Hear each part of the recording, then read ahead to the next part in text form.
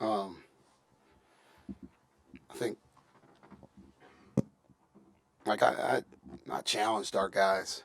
Um, whether it was after the game in the media, whether it was in the locker room, had practiced the last 2 days to see what our resolve looked like.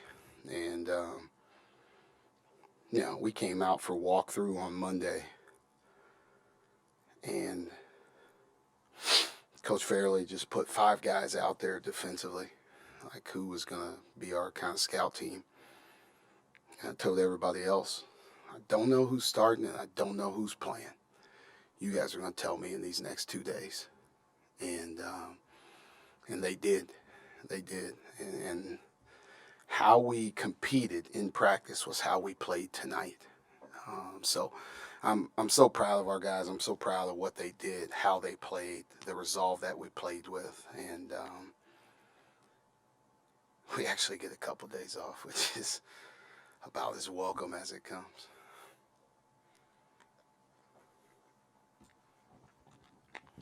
Micah, you got a bunch of assists from guys not named Pickett.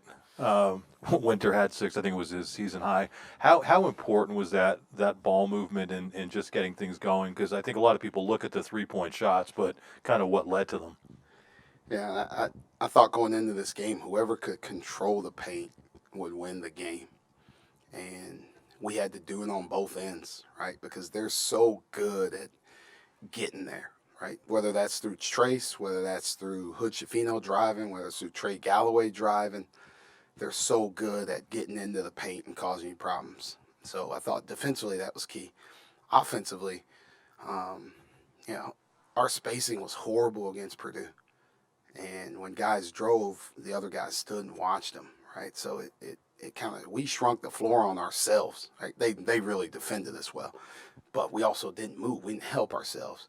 So that was key for us going in, was moving, getting out of each other's way so we could attack the paint. And it might not show up in how many shots we got in the paint, but paint touches off the dribble, off the pass, off the cut, which caused help, which caused rotations. Now we're moving it.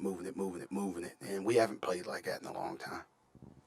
Mike, I saw right at the end of the first half, you talked to Cam, went out of your way to find him and talked to him the whole way in. What was that conversation about, and how important was his performance specifically when it comes to moving the ball and not letting it stick? Yeah, it was really just strategy, like something I probably should have told him, right, before the end. I call it timeout early. There's usually that end of half timeout that we like to use, and then you can talk about different things. We didn't get a chance to talk about that. So, like, he's old. He's a senior. He sees things. I was just telling him something that they do, how they guard late in that situation. So I was really just apologizing to him. Right? Like, I set him up a little bit instead of giving him the info that he needs. I thought he was great. Trey Galloway's a good defender. He's an active defender, and he causes problems. So when he was starting, I figured they'd put him on pick. So I felt like we needed more ball handling. So they just can't wear pick down, bringing the ball up the floor and everything else. So Cam handled the ball a lot. Kanye got some minutes handling the ball. Evan handling the ball. So having a bunch of guys that can bring it, and now Pick can just get down the floor, get to his spots, do different things where they just can't wear him down every single possession. Seth was in here and said that the last couple of days of practice felt like preseason camp. They weren't that hard.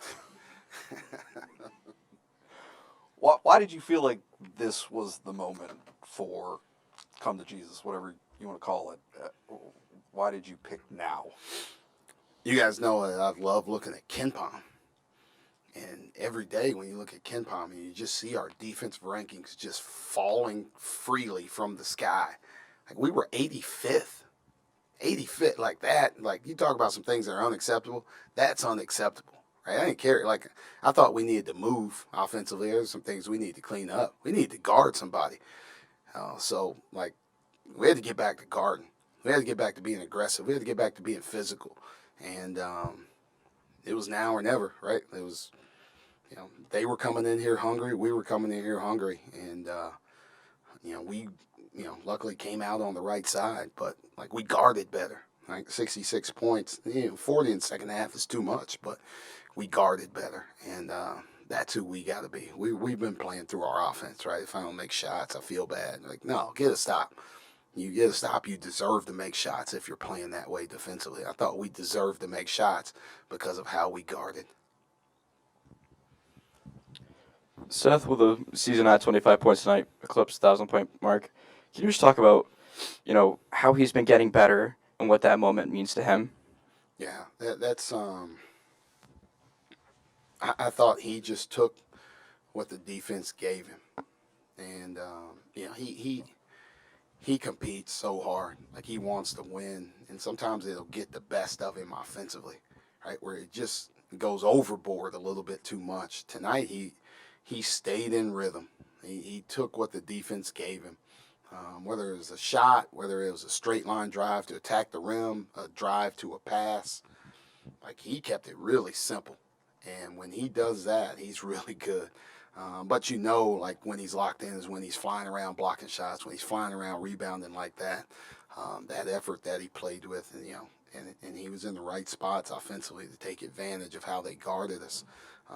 For him to get 1,000 points, man, that's special. Like, he's earned it. Like, it takes some continuity, right? You got to do some stuff early as a freshman. You got to do some stuff, each year and be pretty consistent, unless you're just going to blow it up in one of those years. I think one year in 2011, I think Jimmer got 1,000 in a season, but that's pretty rare. But like, him getting to 1,000 is an accomplishment. And now, like, Seth, Miles, Cam, Pickett, Funk, we got 5 guys on our team have scored over 1,000 points, and that's a big accomplishment for a team. There's probably not many. And we're old now. We've been playing some college basketball. We got some years behind us, but I also played a lot of college basketball too. College and high school combined. I'm still looking for my 1,000. Coach, you've mentioned in a couple different ways how you guys haven't played like this in a while. Is there a sense of relief that you guys finally kind of played back to your potential? I think so. I talked to Steve Jones today before the game, after shoot around, and I talked to our guys before we watched film today, and I just talked about playing with joy and what that looks like, but also like apologize to them, right? Because I think like it's hard, right? I'm still learning as a coach. And I'm still young in my career. Like, I've been living and dying on every single thing that's happened. Every single, like, loss, win, whatever. It's just been eating at me. It's just been stressing me out. And, like, I'm giving that to those guys for no reason at all. Like, I wanted them. First, I apologized to them. I told them I'm going to be better. But also, like, play free. Like, play loose. Like, we're prepared for what we need to do. Now just go out and do it. Go out and have fun doing it and enjoy the process of it. All right, not a moment, not a win, not a loss, not a game. The process. And it's January 11th, and we plan on playing through March, and we got a long way to go. But enjoy this process and pointing out like the little steps. Like what our freshmen are doing every day in practice and how they're getting better. Like how other guys are gelling together and playing. Like, enjoy that part of it. And when we do it, I think that's where we'll find the joy. Mike, I think you played 4 or 5 guys off the bench relatively early in the first half, and then after the midway point, you throw Evan in there. What's the kind of rationale there, or the strategy? Because he obviously came in and played well to kind of hold him back and get him in at that certain point. Yeah. Sometimes I'm trying to mix and match lineups, what we need at certain points, right? It's not like anything that he's doing. It might just be a certain thing, right? I'm doing it off feel, who we need in, who we don't need in, who needs to be in with who, right? Like when we get to a certain point, who looks tired, right? So sometimes I'm subbing in that way, but somebody might be tired and it might not be the right lineup for Evan to go in with, right? So you got to go somebody young. You go back with Seth, who had just come out. He goes in, and then you get back to it. So just mixing and matching, trying to find the right groups that play well together and get those guys out there. Evan gives us so much. Like, their ball pressure, I thought would be a factor. He gives us another ball handler. So we wanted to try and have a couple guys in that can handle the ball, that could relieve, pressure off pick, that can handle their pressure. And so you throw him in, you throw Kanye in, you get Cam in, and you're mixing and matching who's in and when and who's together. Coach, you managed to see Evan Mahavey kind of develop over the last couple of games. How has his development really impacted not only himself, but the rest of the team around him based off his energy? He is an energy giver, right? Whether he's walking around Martin Hall, I'm sure he's talking somebody's head off, right? Like, just when he walks into the classroom, when he walks into the building, wherever he is, he's bringing energy. And when he's come off the bench, he's provided energy. And that's just what we need from him. And I talk about Pickett, like, Pickett just wants to win, is doing whatever it takes to win. Like, that's Evan. He's just doing whatever it takes to win. So, like, where do you need me to play? What do you need me to do? Who do you need me to guard? And here you go.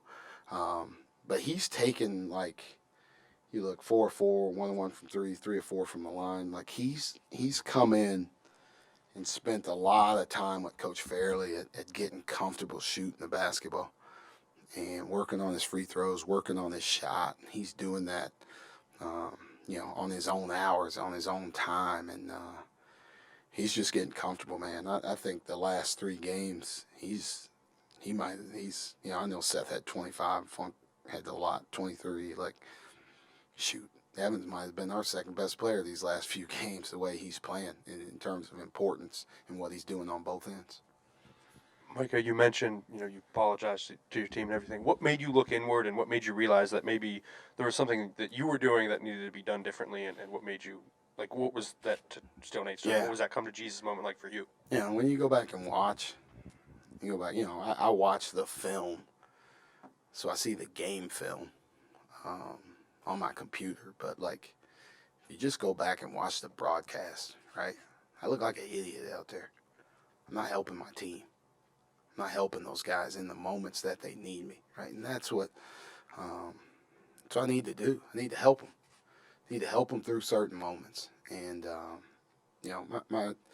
the guys on staff have been great. Like, I spend a lot of time talking to those guys and just tell them, like, when they see me going haywire, just tell me to shut up and coach your team. And, I've talked to a lot of people here in the last couple of days and really, like, tried to figure out how I can be better, like how I can coach our guys and not put that added stress on them. Because, if I'm stressed, they're stressed, whether they like it or not, right? If I'm loose, like, they're loose, and they're playing free, and they're playing in that way. So, really just watching the games. I can feel it too, right? I know it. When the games are over, I know it. It's just something, like, I got to be better. I got to coach our guys. I got to help these guys. They deserve it, man. They are busting their tails every single day to be good, and they deserve me to be at my best so I can help them. And I gave them that for the rest of the season. Like, I got them. And who did you talk to that helped you get to that point? There are a lot of people. I don't know if I can go through that whole list of people. But there's other coaches, people outside of basketball, right? Like, my parents have been here, my wife. Like, they tell me, hey, dum-dum, shut up and coach your team.